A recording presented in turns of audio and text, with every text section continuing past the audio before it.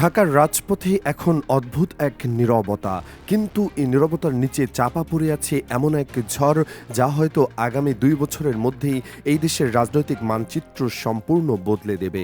রাজনৈতিক বিশ্লেষকদের একটি বড় অংশ এখনও মনে করছেন ২০২৬ সালের নির্বাচনের ফলাফল অনিশ্চিত, কিন্তু যারা ইতিহাসের পাতা উল্টে দেখেছেন তারা জানেন সত্যটা কতটা ভয়ঙ্করভাবে স্পষ্ট। কারণ ইতিহাস এবং সমাজবিজ্ঞান এমন একটা গল্প বলছে যা শুনলে অনেকেরই ঘুম হারাম হয়ে যাবে।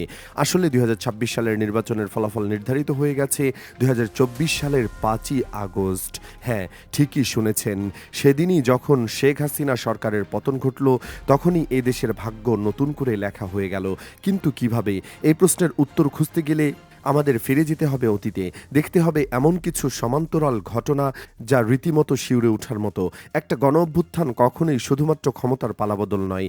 এটা আসলে একটা আদর্শিক ভূমিকম্প। যখন লাখো মানুষ রাস্তায় নামে, যখন তারা একসাথে চিৎকার করে বলে আর না, তখন তারা শুধু একজন ব্যক্তিকে সরাতে চায় না, তারা সরাতে চায় একটা পুরো চিন্তাধারাকে, একটা আদর্শকে। ২০২৪ সালে বাংলাদেশের মানুষ ঠিক সেটাই করেছে। তারা শুধু শেখ হাসিনাকে হটায়নি, তারা হটিয়েছে একটা সম্পূর্ণ আদর্শকে। এবার আসুন একটু পদার্থবিজ্ঞানের সূত্র দিয়ে ভাবি। নিউটনের তৃতীয় সূত্র বলছে প্রতিটি ক্রিয়ারই একটি সমান ও বিপরীত প্রতিক্রিয়া থাকে। রাজনীতিতেও এই সূত্র অদ্ভুতভাবে কাজ করে। যখন একটা আদর্শের পতন ঘটে, তখন সেই শূন্যস্থান পূরণ করতে আসে তার ঠিক বিপরীত আদর্শ। হাসিনার যে শাসন ব্যবস্থাকে অনেকে ফ্যাসিবাদী বলে থাকেন, সেই সেকুলার আদর্শের পতনের পর কি আসবে? প্রকৃতির নিয়ম অনুযায়ী আসবে তার সম্পূর্ণ বিপরীত আদর্শ। তার সেই বিপরীত আদর্শটি হলো ইসলামী রাজনীতি।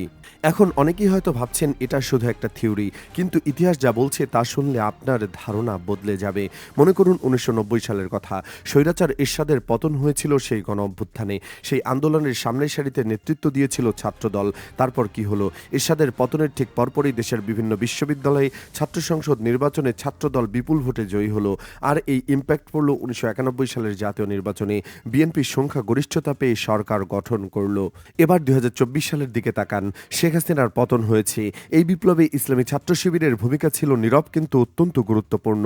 তারা সরাসরি নেতৃত্বে ছিল না, কিন্তু তাদের উপস্থিতি ছিল সর্বত্র। বিপ্লবের পর কি হলো? ডাকসু সহ ৫টি বিশ্ববিদ্যালয় সহ ছাত্র সংসদ নির্বাচন হয়েছে। সেখানে শিবির বা তাদের সমর্থিত প্যানেল নিরঙ্কুশ বিজয় অর্জন করেছে। এটা কি কাকতালীয়, নাকি ইতিহাসের এক ভয়ঙ্কর পুনরাবৃত্তি?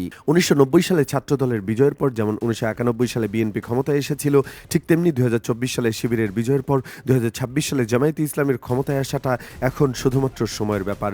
এই সমান্তরাল ঘটনা প্রবাহ দেখে রাজনৈতিক বিশ্লেষকরা রীতিমতো হতভম্ব। কিন্তু অনেকে প্রশ্ন করতে পারেন, বিএনপিও তো গণঅভ্যুত্থানের পক্ষের দল ছিল, তাহলে তারা কেন ক্ষমতায় আসবে না? এই প্রশ্নের উত্তর লুকিয়ে আছে মানুষের মনস্তত্ত্বে। রাজনৈতিক বিশ্লেষকরা এটাকে বলেছেন নেগেটিভ ভোটিং এবং বেটার চয়েস ফ্যাক্টর। ১৯৯০ সালে আওয়ামী লীগও কিন্তু এরশাদ বিরোধী আন্দোলনে ছিল। তারাও রাস্তায় নেমেছিল, মানুষের সাথে কাঁধে কাঁধ মিলিয়ে লড়াই করেছিল। কিন্তু ১৯৯১ সালের নির্বাচনে তারা জিততে পারেনি। কারণ কি ছিল? কারণ মানুষের মনে তখনও ১৯৭২ থেকে ১৯৭৫ সালে মুজিব শাসনের তিক্ত স্মৃতি রয়ে গিয়েছিল। বাকশালী শাসনের সেই দুঃসময়ের কথা তারা তখনও ভুলতে পারেনি। অন্যদিকে বিএনপির পুঁজি ছিল মেজর জিয়াউর রহমানের একটা পরিষ্কার ভাবমূর্তি। ২০২৬ সালে এসেও হুবহু এই সমীকরণ দেখা যাচ্ছে। মানুষের মনে বিএনপি বিগত দিনের হাওয়া ভবনের কথা এখনও টাটকা। সেই দুর্নীতির স্মৃতি মানুষ এখনও ভুলতে পারেনি। তার উপর গত ১.৫ বছরে বিএনপির তৃণমূল নেতাকর্মীদের চাঁদাবাজি, দখলদারিত্ব এবং অভ্যন্তরীণ কোন্দলে সাধারণ মানুষ একেবারে অতিষ্ঠ হয়ে দাঁড়িয়েছে।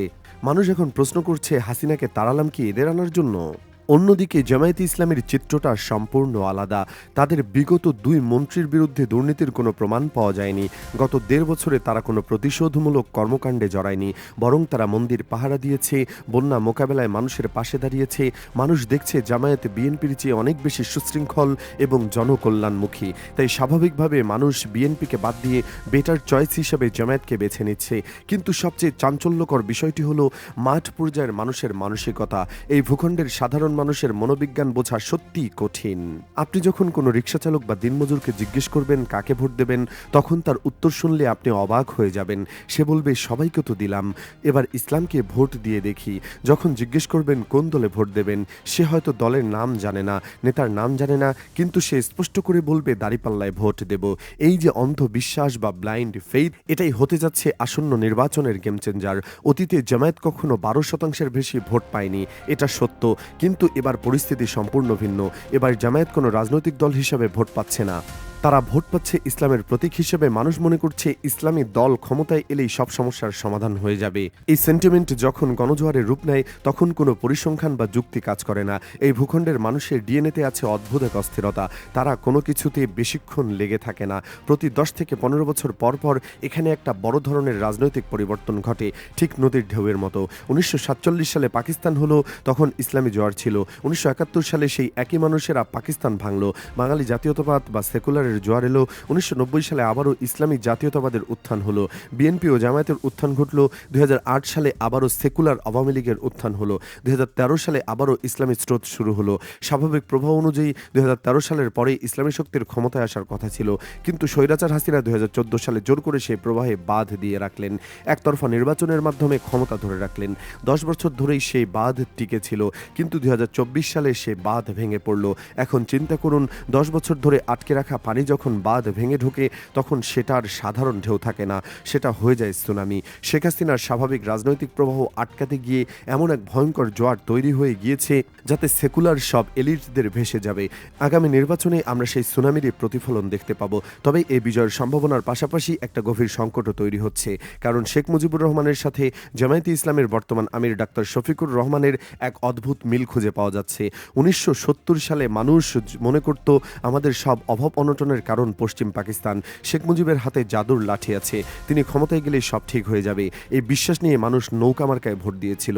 2026 সালে মানুষ একইভাবে মনে করেছে আমাদের সব সমস্যার মূল কারণ সেকুলারিজম এবং দুর্নীতি, জামায়াত ইসলামী ক্ষমতা এলেই রাতারাতি সব ঠিক হয়ে যাবে।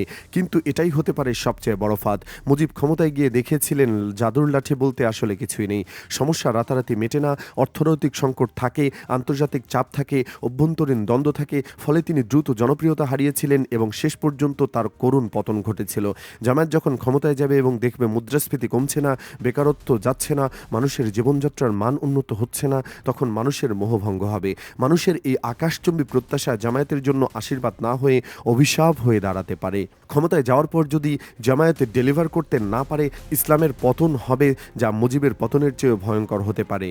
ইতিহাস বারবার নিজেকে পুনরাবৃত্তি করে। 1990 সালের পর 1991 সালে যা ঘটেছিল, 2024 সালের পর 2026 সালেও হয়তো সেই একই গল্পের পুনরাবৃত্তি ঘটবে।